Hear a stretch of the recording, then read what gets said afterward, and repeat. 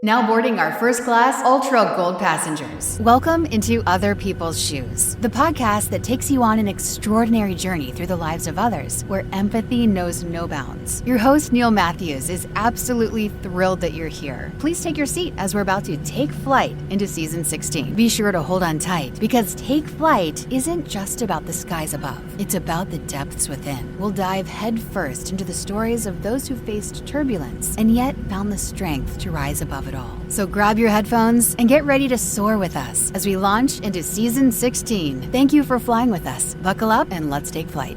Let us take flight. Let us make sure that your luggage is safely secure in the overhead bin. Please, no pushing, no shoving. There's room for one and all as we board our plane, leaving the great metropolis of Medford, Oregon. Wave as we fly over my house that is still not done yet. Don't worry, don't fear not, fret not. The Shoe Shack is up and running. We have now a big announcement. We have dedicated electricity. Now, I know for some you're like, so what, Neil? What does that mean? It means hopefully we have no more power issues. We've had some power issues. You know, one person nowadays that doesn't have any power issues, I'm not embarrassed to say this in any way, he's killing it out in Arizona. It's my good friend Caleb Love. Now, I've never personally met him, but I did wave at him at a North Carolina basketball game up in Portland a couple of years back, and he is doing fantastic things for the University of Arizona. What does that have to do with you? Well, my guest today hails from the great Wildcat State. Help me welcome in my new friend, Dom.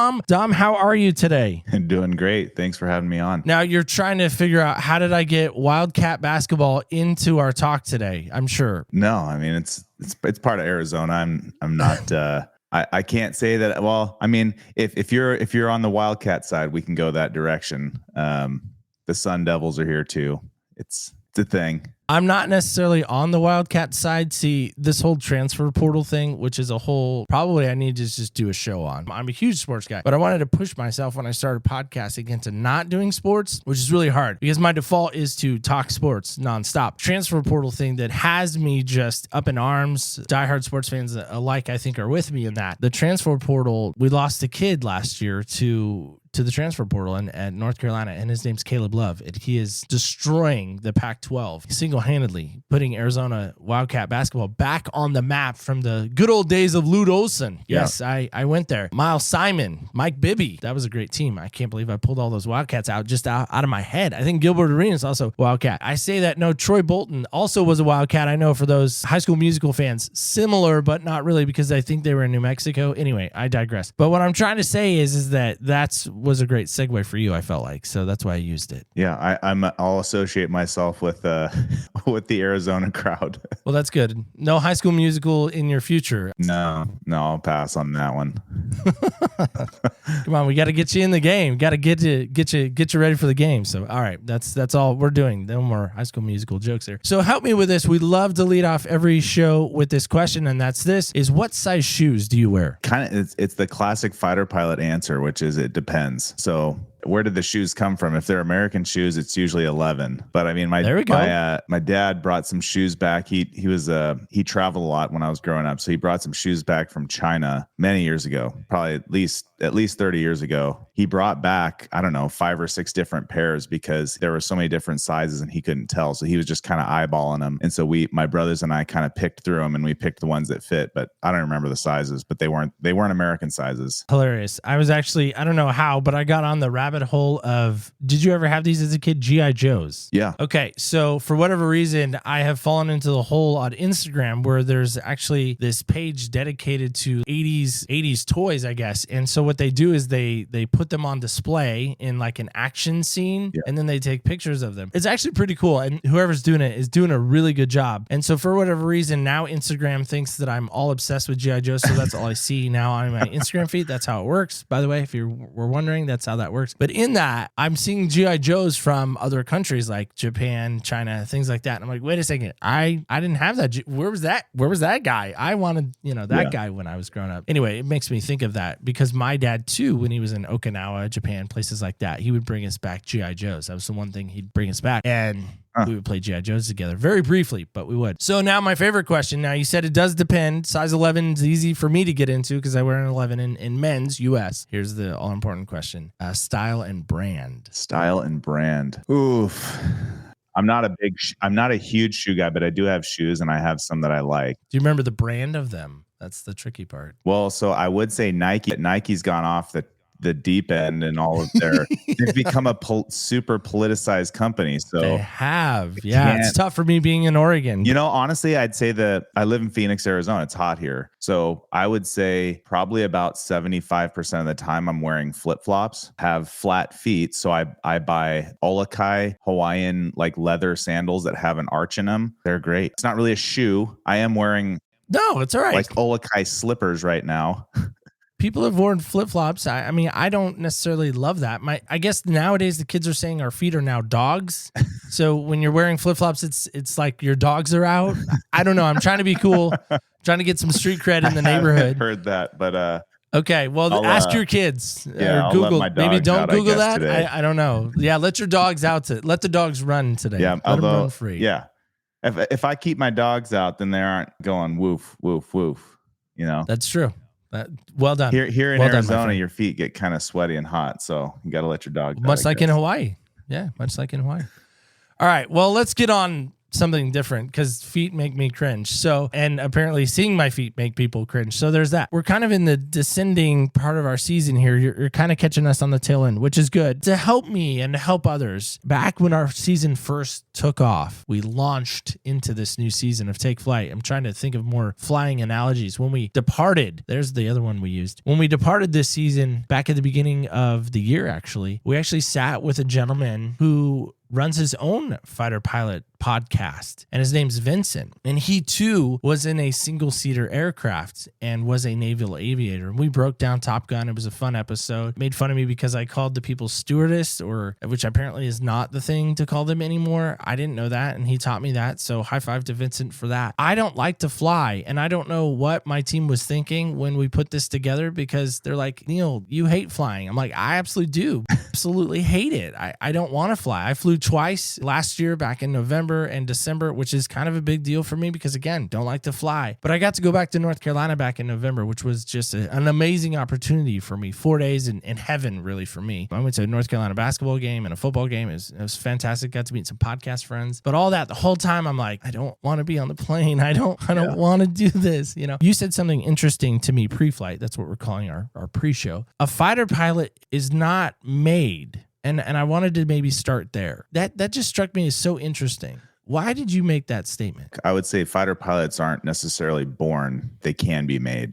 Short anecdotal story. When I was growing up, I was a pretty quiet kid. A lot of people associate fighter pilots with kind of the Tom Cruise, personality. I would say that if you act like that, you're not humble, you're not approachable, and you're not credible. Those three things that I just named, though, I've not done those things in my career at different times. There's been times where I needed to be humble. There's been times where I was not approachable, and there's been times where I didn't study enough and I wasn't credible. So I've made those mistakes in my career for sure. There's some guys that are better at it than others. Growing up, I didn't come off the assembly line of God and be dubbed a fighter pilot. I had to learn how to do that. And then to my point, I was talking to my dad, I don't know, maybe a year or two ago, and he even joked about that too. He goes, hey, as you were growing up as a kid, really it didn't cross my mind that you would be a fighter pilot just because there's this association with Top Gun and with fighter pilot movies that goes along with a certain personality characteristic trait, which is just funny. I think that my point being, you have to learn it. Just like a Major League Baseball player doesn't step into the batter's box in Little League and just slug one over the fence. Now, granted, there's some kids that are more physically ready to do that. There's more, maybe there's some aptitude. They want to be there. They want to do that. There are plenty of people that could be fighter pilots. It's a learned behavior. And so you start with the basics,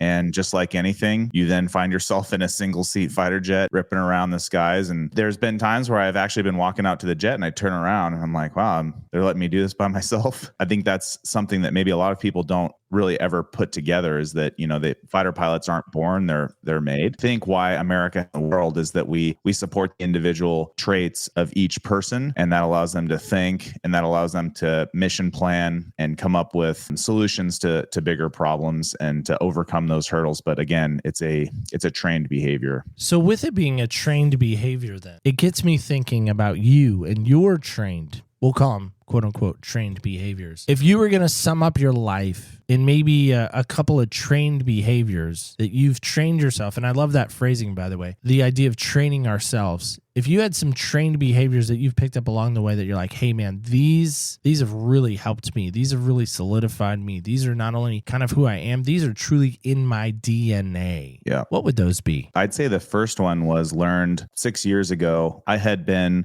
burning the candle at both ends with a blowtorch, just workaholic. At this point, I'd been in the military for a number of years and had multiple deployments, and I'd been gone more than I had been home. So it wasn't until a few years ago that I actually surpassed being home more than half the time. Missed my second kid's birth because I was on my second deployment. Just that life, just being on temporary duties. Where that all led me to was there's certain achievements that you get in your life, and I call it the achievement hamster wheel, which is what I was in. I was achieving a lot, and from the outside, people could look at that and say, oh, Dom's successful. Well, I then defined success and realized I had already gotten it. And it led to you can call it a midlife crisis or a mental crash, but I crashed hard. For about 6 months, I was in a pretty dark place, going through therapy to get my mind right and to get back on my feet. It was the first time in my life that I had been dressed to step out and fly fighter jets. Just at the step desk prior to stepping out to fly that day, I actually admitted that I was not good to fly. Not something that you hear a whole lot in the fighter pilot community. We want to always be ready. That kind of led me down this path of some introspection and trying to figure out what the heck was going on in my mind. About 6 months later, I came to the realization that, being a workaholic and doing that can lead you down some pretty dangerous paths mentally and physically, and then very specifically spiritually, something that I just did not have as part of my life. Thing that I learned from that, it took a while, had a reversion to Christianity. I think going back to where it started, I was going to prove that it was not the right thing to be doing in my pride, and it didn't work. And that was a way of like God pulling me in, kind of reading the Bible and going, wow, this is pretty relevant to our day and age. And looking at, if you read the Old Testament, you're like, oh my gosh, what are they doing in this time? And then you look at our day and age now and you're like, oh, we're kind of just recycling history here in some other fashion. But the thing that I learned that really helped me, the first step I took was I started going to bed earlier. And I know it's an oversimplification. It worked for me at the time, and it's something that I still strive to do. But when you go to bed earlier, then you don't binge Netflix. You don't eat that extra bag of chips. In my case, you don't drink 1 or 3 too many beers.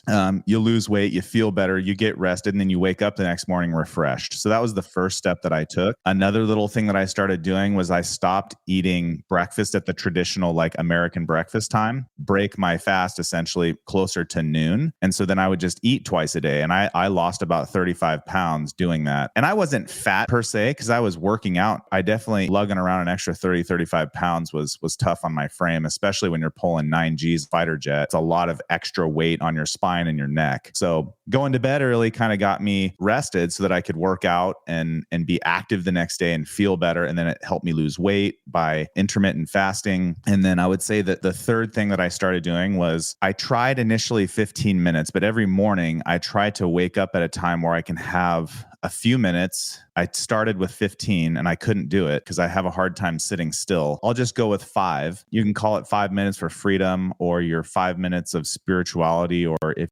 prayer or meditation or whatever you need to do. If you don't get your mind right at the beginning of the day, it's really tough stepping into that day if you've been sprinting the whole day because then you don't know, you're just putting out fires. Those were kind of the big 3 things that really helped, but I needed to simplify it for myself. Like what are some easy habitual things that I can do every day to stay on track because we're habit-based creatures. And I think for me too, is it wasn't necessarily all of the things that I needed to start doing. It was, Neil, as you can probably imagine, the things I needed to stop doing. I don't need to eat breakfast, brunch, lunch, supper, dinner, snack, beers, chips. It was that. And when I hit 30 years old, years ago, my body stopped shedding the weight and the calories that it used to shed. That was it. Just kind of go to bed earlier, which helped me get rested. I could get up a little bit earlier. For a long stretch of time, I was getting up at 4 a.m. so that I could work on my business outside of the military, make sure that was staying on track. That prayer time in the morning, even if it's 5 minutes,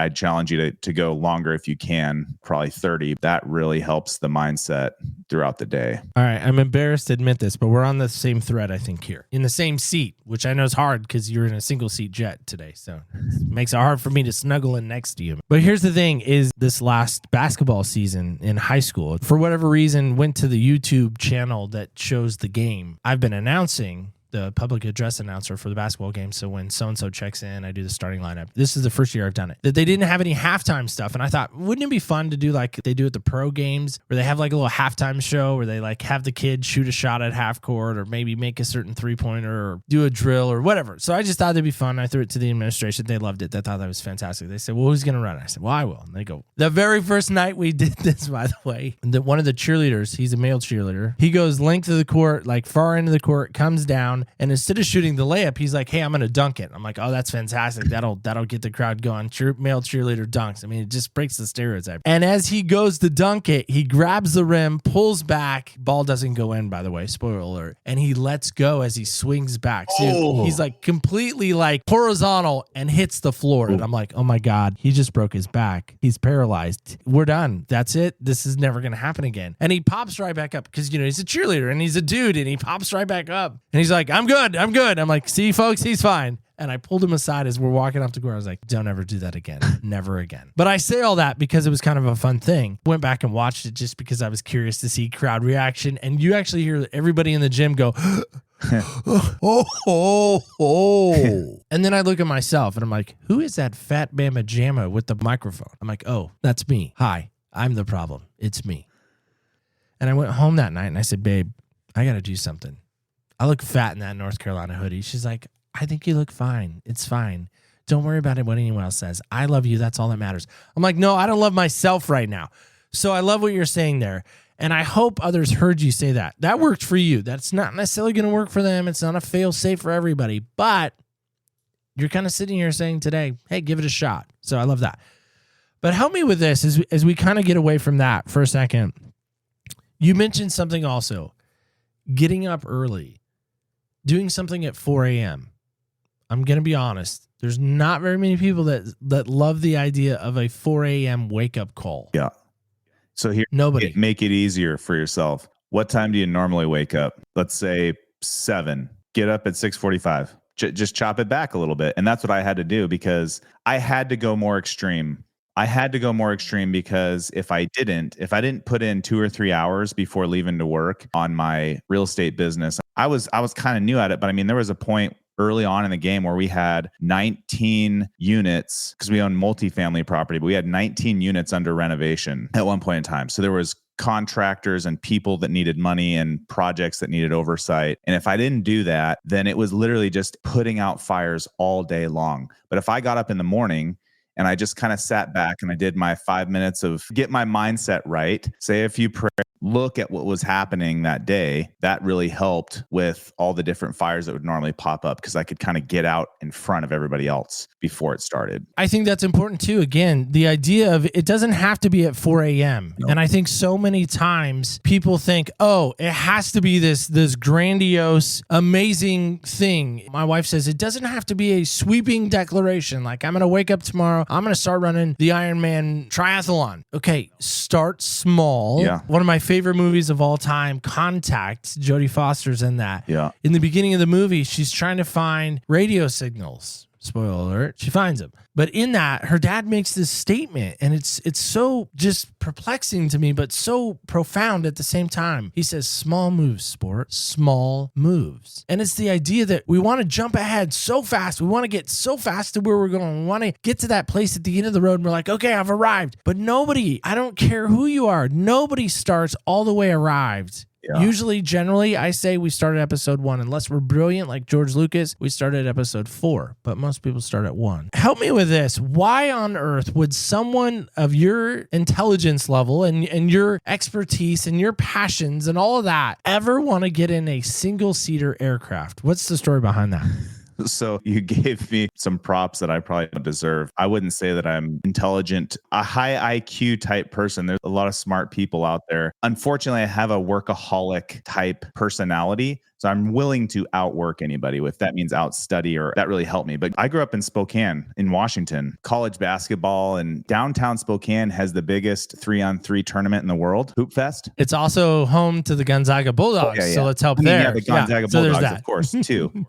We beat them in 2017. Just saying. I had to get that in. Sorry. Go on. Fine. I mean, I'm not a diehard Bulldogs fan, but yeah. So we play a lot of basketball, a lot of sports, and I think that sports really kept me out of trouble as I was growing up. Played a lot of baseball through high school, and then in my first couple of years, club baseball in junior college, and that really kind of gave me something to get all of my energy out. Like I had a channeled action to put my energy, which helped a lot. But we also grew up, I mean, there's a lot of little airfields up and around Spokane. And then a lot of farmers out in the country where we lived had ultralight vehicles.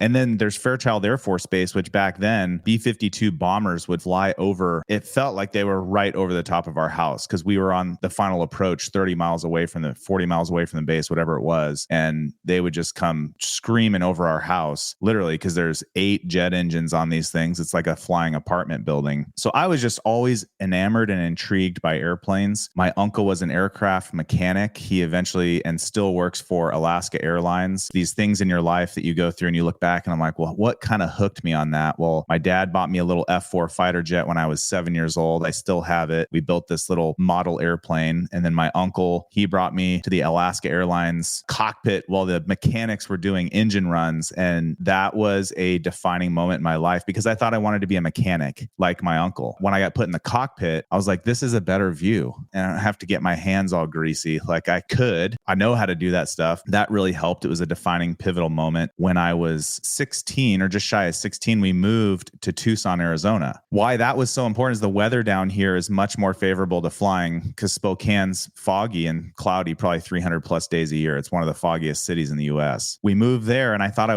was all signed up to go to aircraft mechanic school. And I bumped into a lady, a counselor, and she just handed me a flyer that was the last one that she had to the civilian flight school. And my dad and I went down there and talked to the chief pilot. And I'll never forget my dad's face when he told me how much money it was going to cost, at which point I thought my flying dreams were over. At that time, money to be found, whether that was loans or whatever. And then I essentially disenrolled from the aircraft mechanic school. And at 16, I started flying little civilian airplanes. And when I was 18, I was playing baseball and flying 5 to 7 days a week.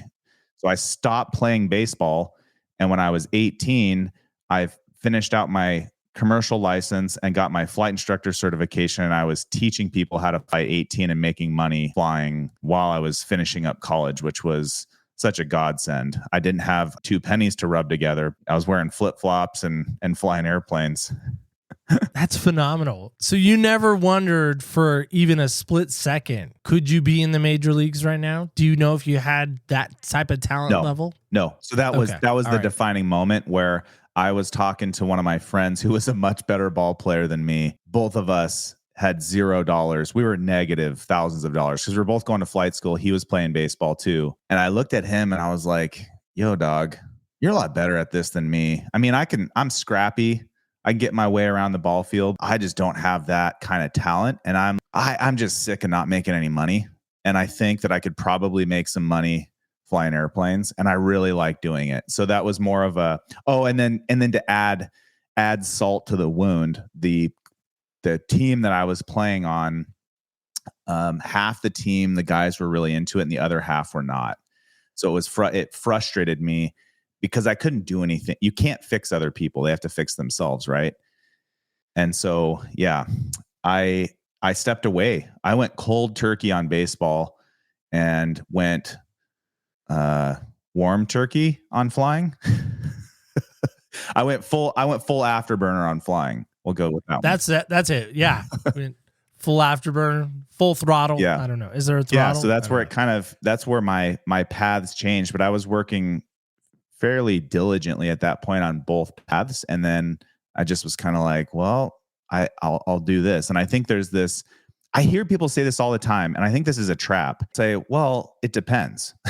The classic fighter pilot answer, right? It depends. I would say that if you're doing what you love right out the gate, you're really, really, really lucky because there were a lot of times I did not love flying. It was really difficult. There was a lot of times I did not want to do sprints. I did not want to do batting practice because I sucked, and I think the love of something, I did not come up with this, but love the feeling is a byproduct of love the verb, meaning get out there and get after it. Put action into what you're doing. Soft quitting is a big thing right now. People don't want to work. Get out there. If your boss wants a freaking cup of coffee, get him a cup of coffee and make it the best one you've ever gotten. Show up, be on time, be the responsible person, be dependable, work hard, do something. The action that you have, you may not be in your dream job. Just like, we played a lot of music growing up.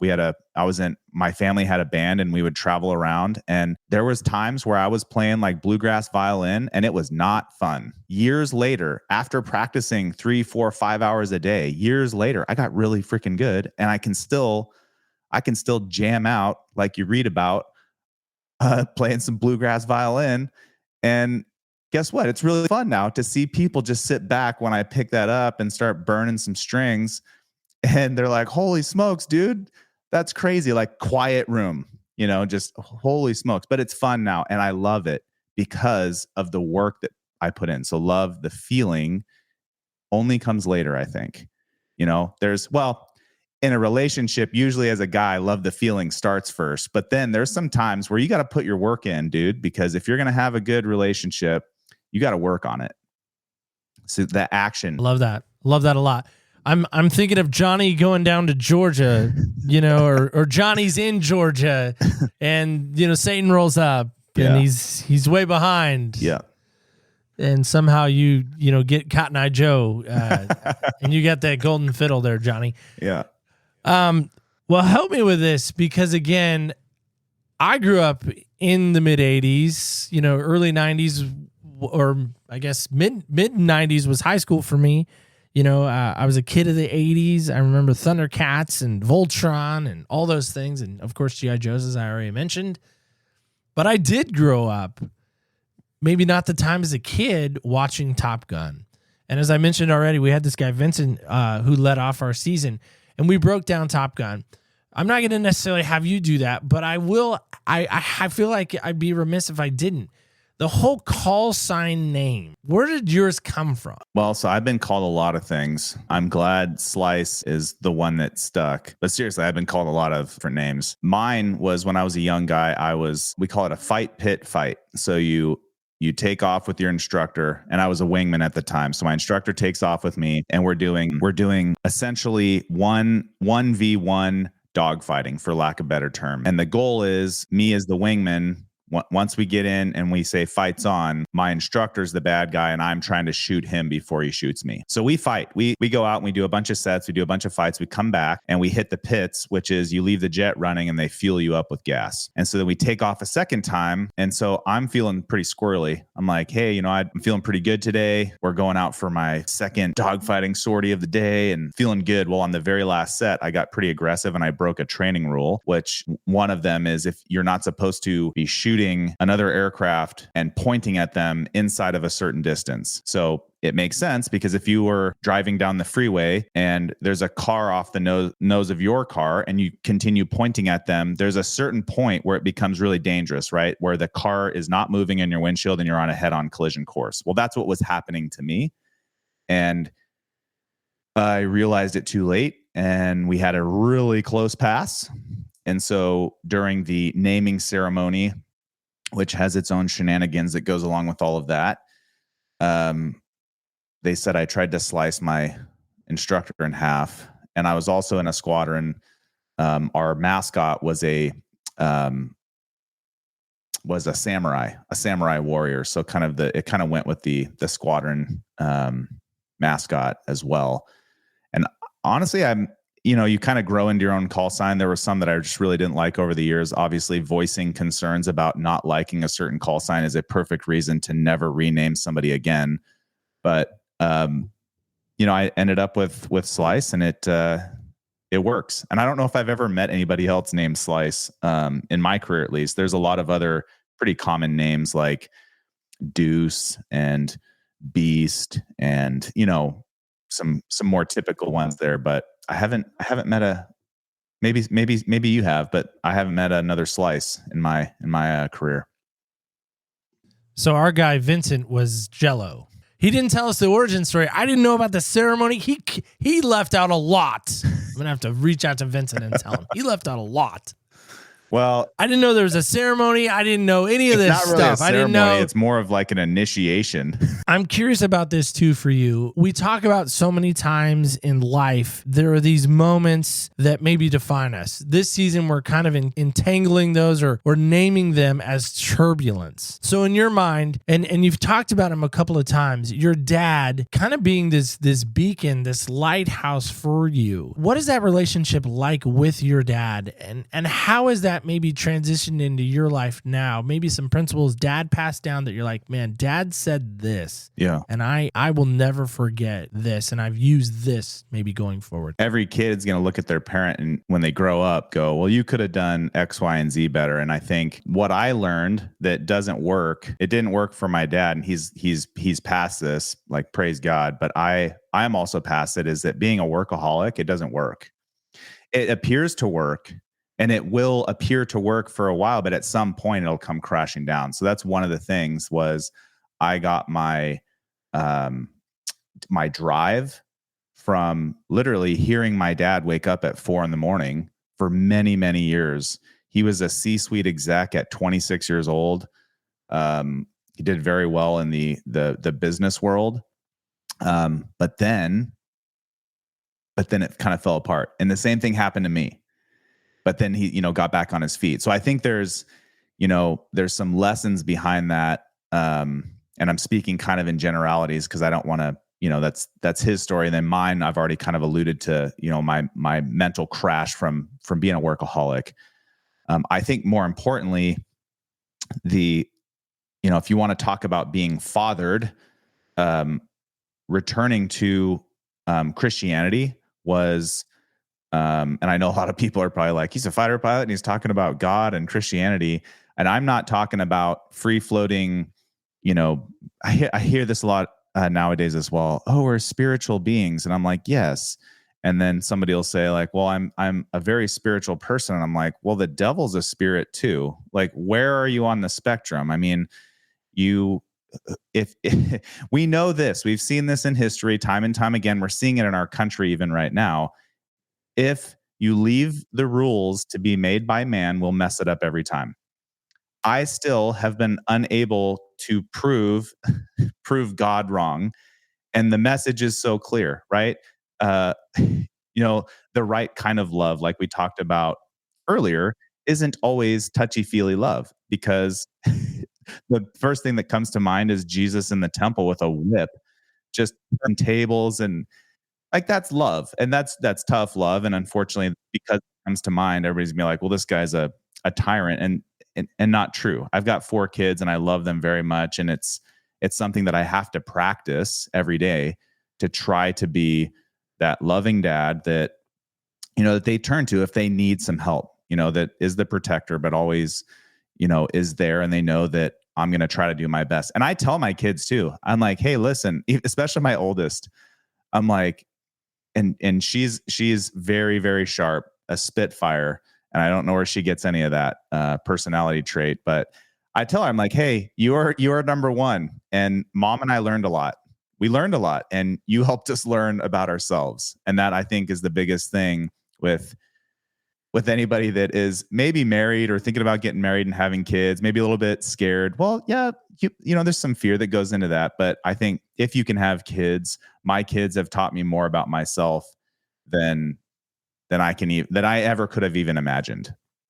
But yeah, to go back to your point, I think the thing that I learned from fathering is your actions as a father, specifically my dad, your kids are going to adopt those actions. And that's what I see. So if my kids say something, sometimes it's too late. But if I can take that 3 seconds to think, I go, well, you just said something and I probably say or do that. So if you're acting out, it's probably because you've seen me model that for you. If you're working diligently, if you're reading, it's probably because we are modeling that for you. So the whole actions speak louder than words thing definitely is applicable here. And my kids have helped me learn that. And just, it's talking less and it's just modeling that behavior more. So, hey, when I was growing up, dad did the dishes, and that's like what he did. Dad would help mom do X, Y, and Z. He didn't change diapers as much as he should have, but he knew how to do it. So I think that's kind of what I learned is, specifically as a biological male, um, in this culture that we live in, it's a very, very, very necessary, needed job for men to step up and step into that and father your kids and father your nieces and nephews and the kids around you.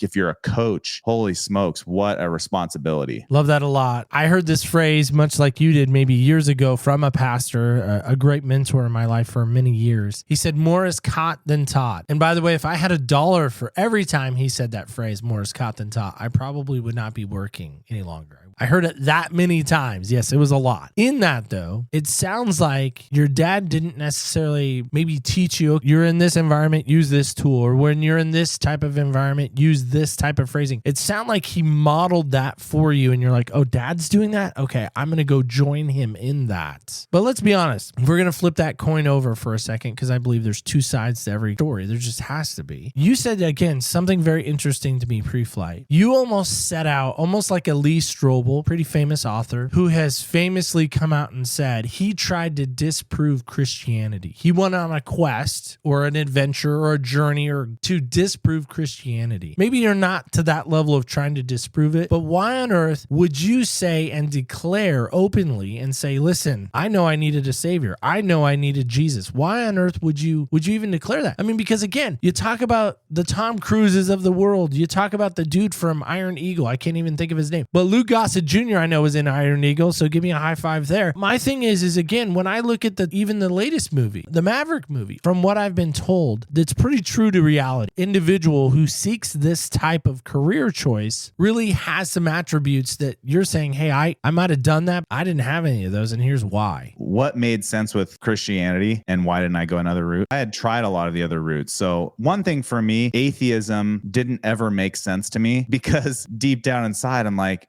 there's got to be something behind all of this life that we live. There's something after. Now, agnosticism, I could see why somebody maybe believes there's a God, but doesn't really know that. But I mean, I read a book, I think it was called God and the Astronomers or something like that. And he was I think the author, Robert Jastrow, was maybe an agnostic kind of dude, but he examined all the different big minds in history. I mean, we're talking Einstein and Aristotle and like all these big brain scientists, right? Because that's a big push today is to, and Marxism does this as well, is atheism is very good for that religion, Marxism, because if you don't believe there's a God, then you can just believe that we are the gods and we'll take care of you. It doesn't work. So he was going into more of hey, these big brains, science cannot prove everything. In fact, science is very dirty, and science is always growing. We're always learning more as humans. And at the end of it, it just blew my mind as I was reading this book, because I was searching a lot. I was searching for, grasping onto a lot of stuff. I was looking into different religions. I was doing all this stuff, and I was on the search. And what he said was that, you can climb all of these different mountains. And when you get to the top of that mountain, you just realize that you're staring at another one that is 10 times higher. And that's science. You can never really know everything because we're not God. And so that kind of led me down that trail. And then I think, God has a way of pulling everybody in one way or another if you want to listen. So if you're listening, and mine was through pride of, I'm going to prove this wrong, or this doesn't make sense. And what that did was, because I'm a voracious reader and I consume a lot of information when I'm trying to figure something out, I started out with, believe it or not, a Bible study, a 1-year Bible study. And it flipping blew my mind. That blew my mind when I got into that, because I thought the Bible was completely obsolete. I'm like, that was years ago. Like, it doesn't apply to me. And holy smokes, even the stories, the geography, the lessons, and then just to kind of compare those to, modern day, it's pretty sad, Neil, to see as humans that we have not really come that much farther than the people building pyramids. In fact, we've probably slid back. The only thing difference now is that we have here in America, a lot of places, well, many places have running water and electricity. Yours now has constant electricity there where you're sitting. But really, are we that much different? No. I mean, we have shelter over our head. They had to build their shelter. They didn't have running water. We have running water, but they could live by a stream. You know, it's kind of sad that I thought in my pride, I was so much more intellectually superior that I didn't need that. And in fact, that was even more of a reason that I did. And then once I got into that, holy smokes, just the way that you approach your day when something goes, especially when something goes wrong, having that base to land on is stabilizing. And that's why I got so destabilized prior to that.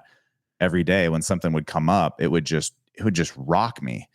And now it's like, well, I just expect that there's going to be fires and there's going to be problems and people are going to die and there's going to be life events that happen and you just have to take those in stride. You're like, hey, I know this is true because this happened. I'm wondering about this for you. Did flying help you identify who God was, or was there something else? Atheism never made sense to me, even as a kid, my whole life. And I think that God puts that on everybody's heart, that there is something after this world. So I think that is already there. Relativistic world where you do you, I'll do me. It might not be good for you, but it's good for me. And I'm like, well, no, there's some absolute truths. Murder, bad. That's bad for everybody. In our relativistic world where definitions and terms and everything get redefined by man, the laws get redefined by man, and they don't have a guiding beacon that are based on absolute truths, we run into problems.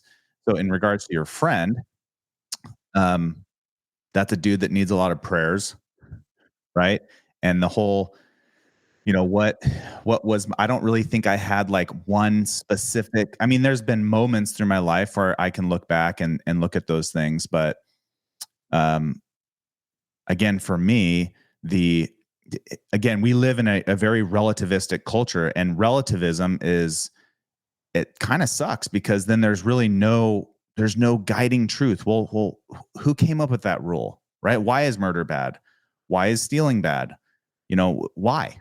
Well, because it's not ethical. And it's like, well, who gave you your ethics, right? And you try to start peeling that onion back. It goes back and back and back and back. And here is really where, and I didn't know this, but St. Thomas Aquinas, he actually, in one of his writings, it's called The Law of the First Mover.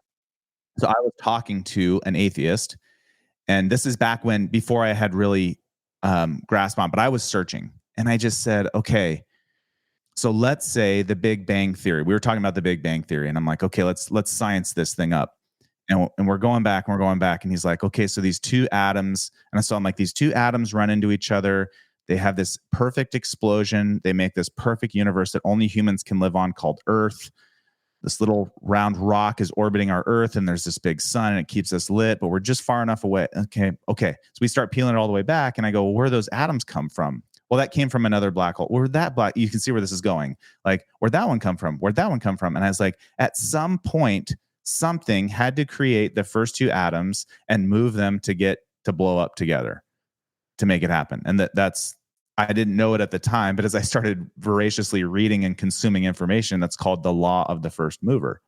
Well, there's who made that. And so I think having read enough books and having listened to enough people, if you just tune into Jordan Peterson and, there's some big names out there, right? Tune into those guys. It's actually pretty unscientific. And I'm not trying to insult people's intelligence by saying this, but it's unscientific to be atheist. It's more scientific to be agnostic, to at least realize that there's something bigger than us as humans. Because when we have put ourselves in the position of God and saying, well, I can figure this all out with science. Well, dude, at some point you're going to die, right? Death and taxes, they're a thing. You're going to die. So I don't know. There's really no proving that to somebody other than just being like, dude, what do you got to lose? Essentially, right? Are you afraid that you're going to get like struck dead or something like that? Like, I don't know. I mean, I think it really depends on the situation, depends on your relationship, the personality, like all of the different things. And then just to go, hey, I think even Jesus said this at some point in the New Testament where he's like, it's not our job. Like, it's not our job as humans to create other saints, right? We can't fix other people, but we can just plant seeds. And so in the men's group that I'm in, the guy that leads it, phenomenal human being, just is like, dude, you're just planting seeds, dude. Just plant seeds. So through example and through your words and actions, not just actions, but also words, you never know what's going to stick, right? Like, hey, dude, God loves us both, or, just those little things, those little interjects, but then you're also leading by example. Such a powerful way to go through life. And man, I can think of things in recent history that some of the guys, even in my men's group, have said in recent history that really just stuck. And had they not said that, I would have been, if they were only living by example, they wouldn't have said those words that really inspired me to take that next step. Well, as we start to wrap up today, a couple of things I want to get to still. One thing, favorite moment in flying has been, and then maybe scariest moment in flying for you. I'd say the scariest one, which happened so fast, was when I got my call sign. So when I almost sliced my instructor in half, because we were both pointing at each other, and the F-16, when you're pointing at another F-16, another one's pointing at you, it's very, very difficult to see. Your listeners won't see this, but like if you're looking down this pen that I'm holding up, because it's pointing right at you, that's really tough to see. So it happened really fast, and it was more scary, I think, like after the fact, like, woof, like I almost died.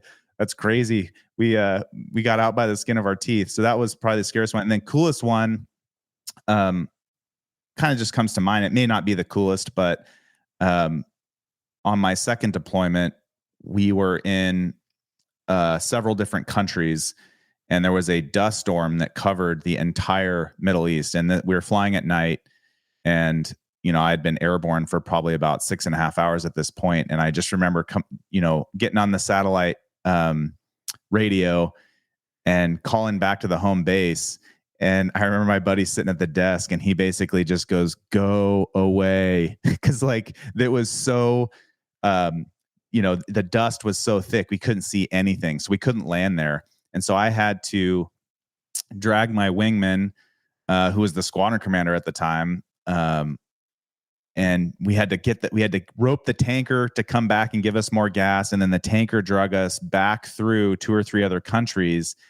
And we ended up landing in Turkey, in southern Turkey. And I'm not a big birthday person, but it just happened to be on my birthday, which is why it was so memorable. We land, and we had been airborne for over 8 hours. And as we're taxiing clear, we had landed. It was raining. The weather was not super great there either.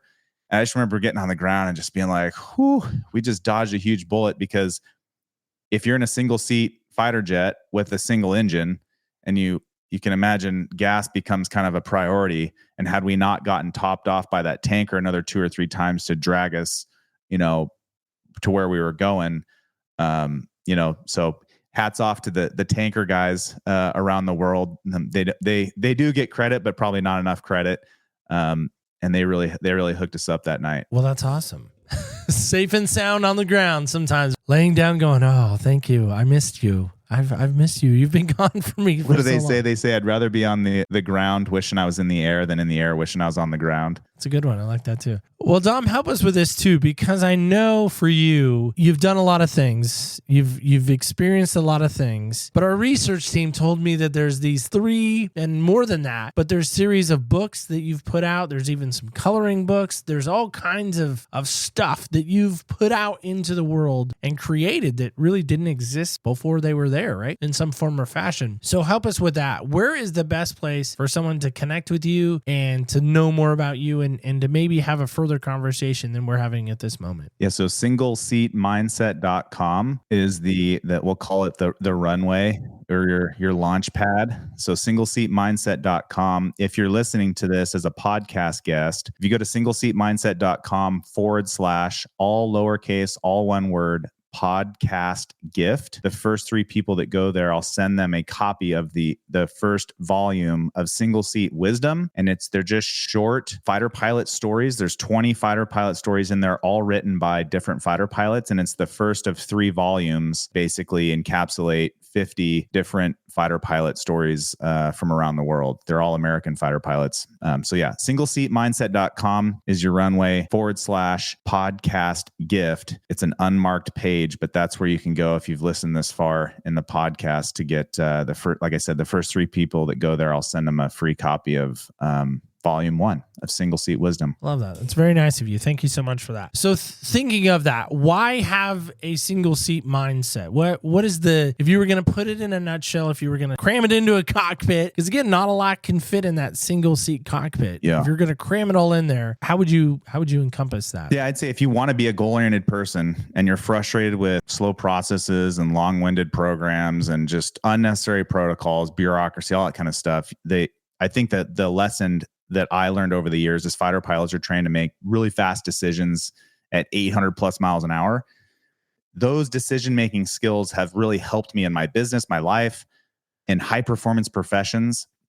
And so that's when COVID kicked off. That's where single seat mindset grew from, which was, let's start putting some things in print. Let's help the young fighter pilots that are going through F-16 training right now. They're really struggling. Let's get our stories on paper. And then we can teach people how to take those short, impactful steps, and to give them those little nuggets. Just like I like typically one thing, but no more than 3. So the first one would be like, hey, how do you sum this all up? Well, go to bed a little bit earlier. Then you can get up a little bit earlier. And we're talking like 5 or 10 minutes, nothing crazy. If you don't have 5 minutes, then maybe you're just continue being mediocre. So go to bed 15 minutes early, wake up 15 minutes early. Spend that 5 to 15 minutes every morning, get your mind right. And then, like you were saying earlier in the podcast, just take that next step. So don't go to the gym and do 2 hours of a workout. Literally just walk out your front door and just go walk for 5 minutes. And guess what? When you walk for 5 minutes, you'll probably do 6 to 9 minutes. You'll probably be like a 30-minute walk. So you just take that next step. And those are very simple, habitual things that you can put into action that will just break those other things that you're doing that you shouldn't be doing. And it's not necessarily what you're eating, it's what you probably need to stop eating. And that's a big life lesson for me, right? A Snickers bar and a Diet Coke, not in my wheelhouse anymore. I need to eat something healthy, like maybe some celery and drink a glass of water, right? But Dr. Pepper and Pendleton whiskey taste so good together, Dom. Come on. Stop being a hater. I'm on board with that. Stop being a hater. 3 or 7 of those. Yeah, who doesn't? I mean, that's a great combination. By the way, I bring that up because a friend of mine is also named Dom with him, and we were at a Christmas party, and he said, Neil, you got to try Pendleton and Dr. Pepper. I thought, that doesn't go together, Dom. It's Coke and Pendleton whiskey. And he's like, no, try it with the Dr. Pepper. And I've never gone back. Yeah. So thank you, Dom. So when I saw your name, it did invoke that moment for me with him. Just to help, before we get out of here, we like to do some silliness. I want to get to that, but I also want to acknowledge just your time today and what you shared. And I really appreciate you bringing not only the experience and the stories, but just the idea of having that single mindset. And I think that's so key in this day and age for everyone right now is really having that single focus, not focusing on 87 things at once, but one thing at a time, one step at a time. And I love that so much. Before we let you go, though, do this silly thing with you. It's called Senseless. It's these 6 random questions that we ask people. Don't worry, you don't have to answer all 6, but they are flight-themed questions. The team came up with some flight-themed questions. So I didn't have an Arizona Wildcats Cup hanging around, and had I known you had Spokane background to you, I might have tried to get a Gonzaga Cup. It was pretty easy in the Northwest to find a Gonzaga Cup, but I did find this North Carolina Cup just hanging around. I don't know. Yeah, I don't know why. Had it in the, I don't know why you'd have that in the bin somewhere. I don't know either. So here we go. I'm gonna roll for you because you're not here.